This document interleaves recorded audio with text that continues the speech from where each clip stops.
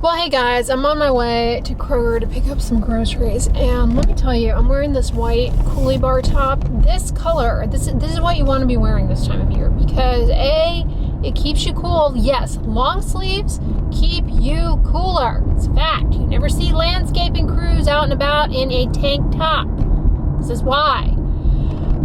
It will keep your skin from overheating. And the white color is also not as attractive to mosquitoes, which the mosquitoes are on some kind of, I don't know, they've banded together and they're even worse than ever. I really need some environmental scientists, ecologists, get together and figure out worst case scenario. If we completely eradicated mosquitoes, like completely made them extinct, wiped them off of the planet, would it really be that bad? Like, yes, I know certain creatures eat mosquitoes, God bless them, but there are other bugs, right? Like, there are other things they could snack on. There's not like a mosquito exclusive eater out there, right? Because, you know, I can see that really messing up the food chain. Provided there's not, what is the downside? Because mosquitoes are more than just a nuisance. They carry all sorts of horrible diseases like malaria. Hello. I was reading actually that there was some sort of scientific initiative attempt to get genetically engineered mosquitoes, where basically they would use gene editing or whatever to create male mosquitoes that would pass on these fatal genes to female mosquitoes so that the offspring would not survive. I'm all about that. It does sound very dystopian, like genetically modified mosquitoes.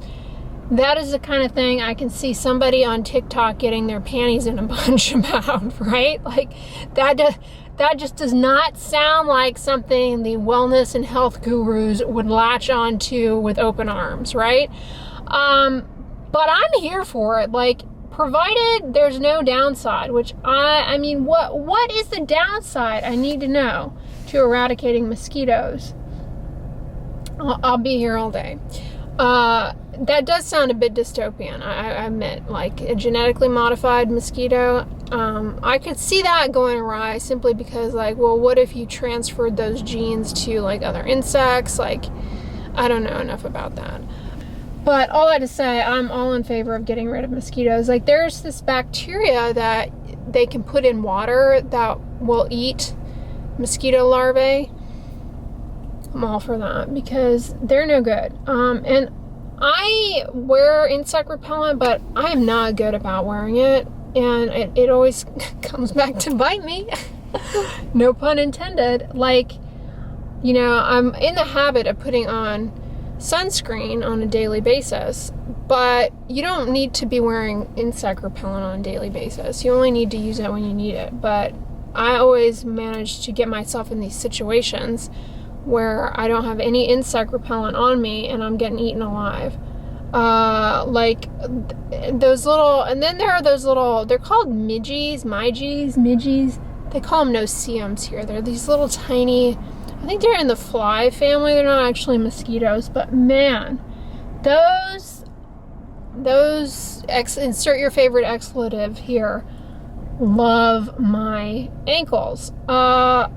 All the more reason, as a side note, not to wear fragrance, because it's attractive to those little critters.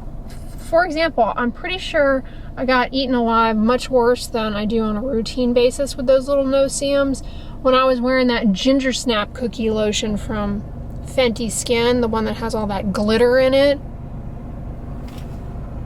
Looks like Secret came out with a fragrance-free whole body deodorant. In my opinion, these are kind of just like moisturizers, like with niacinamide. Yeah. Now, you got to be careful. Normally unscented could mean it has masking fragrance, which is fragrance to hide fragrance, I know. But in this case, There's no masking fragrance. They also make spray versions. I feel like this is just a spray on. This is just fragrance. This is just a fragrance. Alcohol denaturant and fragrance. Like, you can't convince me that this is really any different than this. Like, it's just rebranding deodorant. Just putting the words whole body. I mean, okay. This is what I'm talking about. Good old effective aluminum antiperspirant. Pro ceramide technology. What? Ceramides in the antiperspirant? If you say so. These Dove antiperspirants are amazing. Like, I actually really love this one. They have a really strong fragrance though, so it's not good if you're allergic to fragrance. This one looks good. Caring coconut. These are amazing. Like, spray them on and you won't sweat for days. Spray them on at night and you won't sweat for days. That's the thing about an antiperspirant. When you use it correctly, you don't need to use it every day because it has residual effect down in the sweat gland, the aluminum salt. Ugh. Yeah, the whole body deodorant trend, I don't know. It's a trend. I mean, for the most part, I think I ranted about this to you guys the other weekend, but humor me. For the most part, to me, it's just like they're a new version of scented lotions, scented moisturizers that they have now convinced people they need to put in their anogenital area, if you will, which you don't, okay? You don't. You don't need to be putting perfume there, all right? Like, I'm not trying to be crude, but it's not a place for the fragrance, okay? It's not going to make things better in the long run. Let me tell you, because that area is very sensitive and it's prone to irritation. Once you get irritation, you get barrier disruption, it becomes more favorable for the bacteria that make you stink. So it's for companies that make products like that, or the feminine hygiene products, same thing. It's like a self-fulfilling prophecy. I'm just making that up, because they convince you need something you don't. They claim you have a problem that you don't, and they prey on an insecurity, right? No one wants to have odor, and then they create a product that initially creates the illusion to the consumer that it is doing something, but the product itself actually creates more of the problem, and then leads the individual to then feel as though that is the product that they need to correct it. It's the same thing with a lot of lip balms, which in and of themselves, lip balm is actually a very helpful product to use. However, many lip balms want to appeal to the consumer, so they put a bunch of things in that appeal to the senses, but are not necessarily good for the skin. And so they cause irritation of the skin of the lips, which doesn't show up right away. So there's a delay there, a disconnect, and the individual then reaches for more of that lip balm. Soothing, feels good, appeals to the senses. Oh, this lip balm is amazing, but it's the fragrance / flavorant in the lip balm or the camphor that is causing the problem. Whereas had they just stuck to plain petroleum jelly, free of allergens and irritants, much better off. We're aware that beauty companies play on insecurities in terms of the consumer, and now with social media and all the filters and everything, people are just feeling down and out and inadequate about their appearance. And a lot of people struggle with their mental health as it relates to having a body dysmorphic disorder. I mean, that's a legitimate thing, and I think it's plaguing people at an all-time high because of social media, especially the young men. The young men nowadays are falling prey to like this muscle dysmorphia because they have all of these unrealistic bodybuilding accounts of people who are not even pursuing bodybuilding as a competitive sport, but rather merely for the sake of the appearance of putting on muscle. And these accounts, which are really popular, are not disclosing, or are disclosing and glorifying the fact that they use all of these performance enhancing drugs slash steroids to achieve the appearance that they have. So they either make the audience feel bad that they're like inadequate or whatever, or they are real open about the fact that they are on these substances, and then they kind of influence their younger, primarily young male audience, although women too, to take these substances, all the meanwhile downplaying or not speaking to the serious adverse long-term health complications that can arise from taking these things. And it really creates a type of body dysmorphia, muscle dysmorphia. It's a real thing. But there is a subset of individuals, and this doesn't get talked about at all, but it exists. Another niche within this same problem of feeling an irrational unhappiness, if you will, with some aspect, some attribute, or perceiving a flaw that is not there. It's called olfactory reference syndrome. People perceive that they have a malodor and that they are offensive to people, and it doesn't exist. They don't have malodor, but they believe that, and it's a type of body dysmorphia. And so for those folks, this kind of whole body deodorant thing is like, they'll get sucked right into that. And I'm not saying that Dove makes whole body deodorant solely to capitalize off of people with olfactory reference syndrome, because it's not something that I doubt people at Dove even know what that is or that exists. All right, I'm back. I changed into my house lounge comfy clothes. But I'm fixing to do laundry, and I got in a new order from iHerb. I get this laundry detergent there from Nellie's. It's their fragrance-free laundry soda, 50 loads. When I originally bought it, it came in this tin that you can refill, and so I just buy the pouch each time. But it always comes with a new one of these, and I never want to throw those out. So I always end up with a bunch of them buried in here. But this is really good laundry detergent, as a side note. Speaking of body odor, changing out of sweaty clothes is huge for cutting down on body odor, because sweat gets broken down by bacteria and leads to odor. Not to mention it plays a big role in chafing. So try and stay dry. Stick to moisture wicking fabrics. Like, I'm going to wash my Coolie Bar shirt now, but one of the reasons why that keeps me cool is it's nice and moisture wicking. Plus the white color, doesn't absorb heat like black. I have one in black, but I try and wear that more in the colder months. Anyway, it pulls moisture, sweat off your body, so it actually actively helps keep you cool, and then it reduces irritation from sweat. Plus the white color is not as attractive to mosquitoes. Now, on Amazon, there's a company called Believe. They make activewear, but they also make UPF 50 tops that are really good. They're a lot more affordable in comparison to Coolie Bar.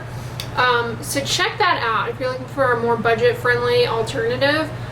They have a lot of great tops, which I purchased, and I also have their bike shorts, which I love. Yeah, they have great athletic wear. As a side note, I'm telling you, like, Amazon has really good athletic wear. I don't know if it's all in my head, but I would not be surprised if some of the manufacturers, warehouses, whatever, of the athletic wear brands on Amazon, like, there's Believe, and then the other one that's really good is that CRZ yoga brand. I would not be the least bit surprised if they are the same makers, warehouses, etc., of like Lululemon.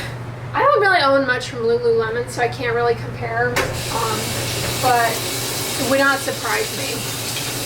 Well, hey guys, I'm out of the shower, put tretinoin on, and now I'm coming on over with the Hydro Boost Water Gel. My current little hydration treatment sandwich, if you will, is snail mucin to damp skin, followed by tretinoin, and either the water gel as a top coat or the Skin 1004 Hyalu Cica sleeping pack. That's my current stack, if you will.